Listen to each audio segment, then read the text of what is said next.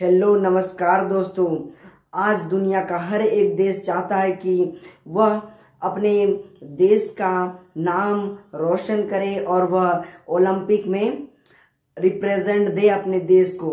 तो आज की इस वीडियो में हम लोग जानने वाले हैं फ्रेंड्स ओलंपिक के बारे में। ओलंपिक क्या है और ओलंपिक कैसे ओलंपिक की शुरुआत हुई और दुनिया का हर एक देश चाहता है कि और हर एक एथलीट चाहता है कि वह अपने देश को रिप्रेजेंट करे और ओलंपिक में जाए।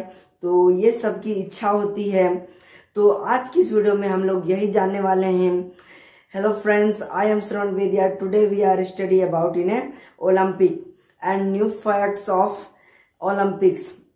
Let's started. सबसे पहले हम लोग जानते हैं कि ओलंपिक क्या है। तो दोस्तों, ओलंपिक दुनिया का एक सबसे बड़ा स्पोर्ट्स गेम्स सेंटर है जहां पे दुनिया के हर एक क्षेत्र से सभी एथलीट वहां पे हिस्सा लेना चाहते हैं और हिस्सा लेते हैं। यह एक ऐसा इंस्पिरेशन है, ऐसा एथलीट्स के लिए एक ऐसा इंस्पिरेशन है जिससे वे अपने देश को रिप्रेजेंट करते हैं। तो सबसे पहले हम जानते हैं कि ओलंपिक नाम आखिर क्यों पड़ा। यूरोप देश के एक ग्रीस नामक देश है जहां सबसे पहला गेम ग्रीस के एक ओलंपियाड शहर में यह खेला गया, जिसके कारण इसका नाम ओलंपिक रखा गया। तो दोस्तों, ओलंपिक की शुरुआत कब हुई थी ये आज तक किसी को नहीं पता है कि इसकी शुरुआत कहाँ से हुई थी और सबसे पहला गेम कब खेला गया ओलंपिक का ये भी आज तक किसी को पता नहीं है। लेकिन जो इस रहते हैं और अपने देश को रिप्रेजेंट करते हैं और वे जीत भी जाते हैं, विनर्स होते हैं, वे हीरोज कहलाते हैं। Like this we are know that the armies and police officer the real hero of the world. So इस प्रकार से कुछ एथलीट्स हैं जो कि एथलीट्स होते हैं जो कि रिप्रेजेंट करते हैं अपने देश को। तो जानते हैं कि हम कि ओलंपिक क्यों खेला जाता है। तो फ्रेंड्स, ग्रीस जो देश है वह पहले से ही बहुत ही मेंटल इश्यूज से भरा पड़ा था, जिसके कारण बहुत सारे मेंटल हेल्थ होते थे। बहुत कोई कमजोर आदमी, जिससे बहुत कोई डिस्ट्रैक्शन में चले जाते हैं। तो इनके लिए 1875 ईस्वी के दशक जर्मन आर्चोलॉजिस्ट पायरे बी कोबर्टिन ने इंटरनेशनल ओलंपिक को पायरे डे कोबर्टिन ने 1896 ईस्वी के दशक उसने मॉडर्न इंटरनेशनल ओलंपिक्स की शुरुआत की थी। तो इसी ने सबसे पहला मॉडर्न ओलंपिक्स स्टार्ट किया था। पहली बार जब ग्रीस के पैनाथेनेटिक स्टेडियम में खेला गया और तभी से इसका नाम ओलंपिक रखा गया। इस स्टेडियम की ओपेसिटी थी 70,000 से ज्यादा। Women first completed on the Olympic is 1900 के दशक सबसे पहले महिलाओं ने भी भाग लेना शुरू किया, जिससे ओलंपिक उभरता हुआ और भी पॉपुलर होने लगा। ये गेम्स बहुत ही इम्पोर्टेंट होते थे और इनकी ऑर्गेनाइज्ड बाय द IOC, मतलब इंटरनेशनल ओलंपिक कम्युनिटी। इसी ने इसे IOC के अनुसार इसे 2 भागों में बांटा जाता है, इसे खेलने के प्लेस के अनुसार। तो पहला होता है winter season and second versus summer season. तो इसे 2 भागों पर खेला जाता है। एक हो जाता है समर सीजन और दूसरा हो जाता है विंटर सीजन। तो सबसे ज्यादा एथलीट्स एंड ये 4 इयर्स के खेले जाते हैं। ओलंपिक को एवरी 4 इयर्स के दौरान खेला जाता है और इनके जो बीच के 2 पीरियड होते हैं, 2 इयर्स होते हैं, उसे ओलंपियाड कहा जाता है। इस खेल को एवरी 4 इयर्स में खेला जाता है और इस पे जीतने वाले जो भी एथलीट्स होते हैं उन्हें gold medal, silver medal and bronze medal के साथ सम्मानित किया जाता है।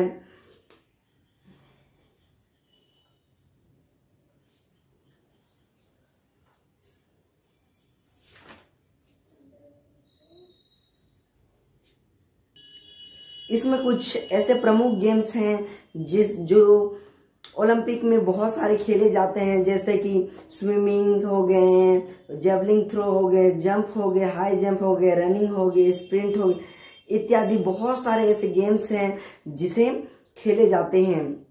तो ये कुछ प्रमुख गेम्स हैं, आप देख लीजिएगा कि कौन कौन से गेम्स होते हैं जो ओलंपिक्स में खेले जाते हैं, जो कि बहुत ही इम्पोर्टेंट्स होते हैं।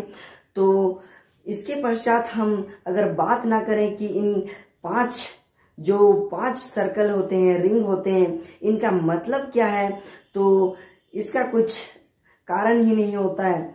तो आइए जानते हैं कि जो कि इनके जो 5 रिंग्स होते हैं इनका क्या मतलब होता है। तो फ्रेंड्स, इसके जो सिंबल्स होते हैं, इसे 5 रिंग्स के अंदर जो कि ये आपस में जुड़े होते हैं और इनका मतलब होता है, और ये कलर्स हैं blue, black, yellow, red and green. तो ये आखिर क्यों ये कलर्स रखे गए, आइए जानते हैं। तो फ्रेंड्स, ये कलर्स ये इसलिए रखे गए हैं क्योंकि ये रिप्रेजेंट करते हैं 5 महाद्वीपों को। ये महाद्वीप हैं Australia, Asia and Africa, Europe and America. तो यही देश हैं जिसे ये सिंबल्स के अनुसार इसे ये रिप्रेजेंट करते हैं। तो ऐसे ही इन सभी का कलर्स नहीं रखा गया क्योंकि इनमें बहुत सारे फैक्ट्स छुपे होते हैं कि इन कलर्स इसे ये कलर्स क्यों रखा गया, आइए जानते हैं। तो अफ्रीका को ब्लैक कलर्स के साथ दिखाया जाता है एंड येलो कलर को एशिया, रेड अमेरिका, ब्लू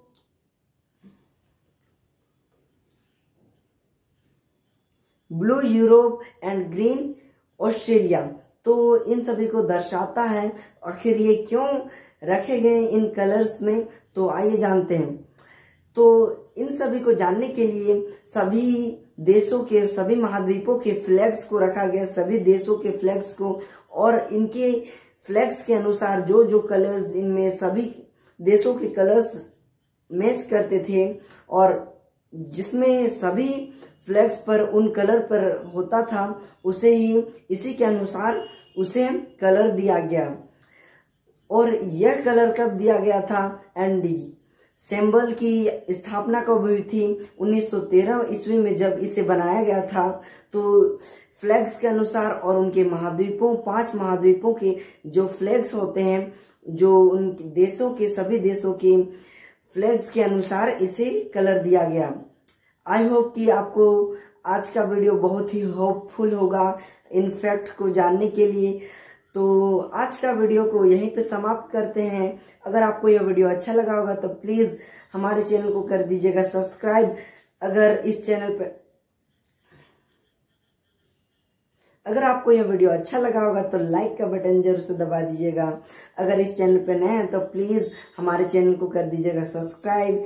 मिलते हैं किसी नए ऐसे ही मजेदार टॉपिक के साथ, तब तक के लिए बाय, जय हिंद फ्रेंड्स। जो भी ओलंपिक को 2 भागों में बांटा जाता है, एक होता है ओलंपिक और एक पैरा ओलंपिक। तो पैरा ओलंपिक में जो पैरालाइज्ड होते हैं, जो कि जिनके पैर हाथ नहीं होते हैं, उनके लिए बना होता है, और जो ओलंपिक्स होते हैं उसमें जो हेल्दी होते हैं उनके लिए खेला जाता है।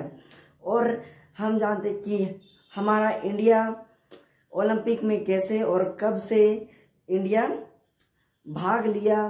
तो जब 1900 के दशक में फ्रांस के पेरिस में खेला जा रहा था, तभी हमारे देश के कुछ एथलीट्स थे जिन्होंने हमारा देश को रिप्रेजेंट किया और वहां पे भाग लिया, और बहुत सारे ने गोल्ड मेडल भी जीता। तो इसी के साथ हमारे इंडिया ने भी भाग लिया। तो आई होप कि आपको समझ में आया होगा।